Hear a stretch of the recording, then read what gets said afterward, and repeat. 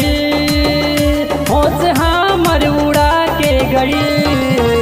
दादा अब कहा करी, एक दिन में कुत्ता पागल बना के गई। आइल लगन में ऊ 3 दिन खातिर बाकी हिला हिला के गई।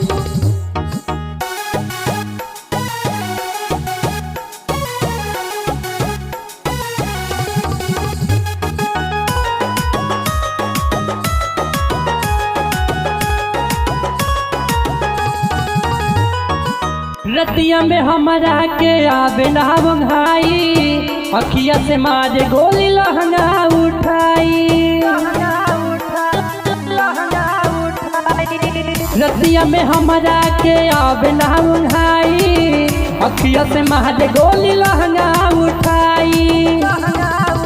होठ ऐसन दबा के गई, दिल पे छोरी चला के गई। दादा अब कहा करी, एक दिन में कुत्ता पागल बना के गई।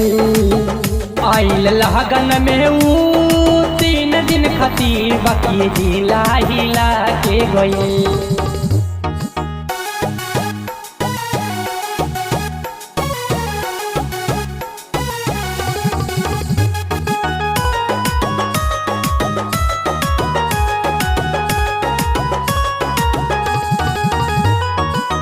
पीछे पड़ल रहले राके से आजेवा, कहियो न चीखे देहला तुन कहा के मेवा।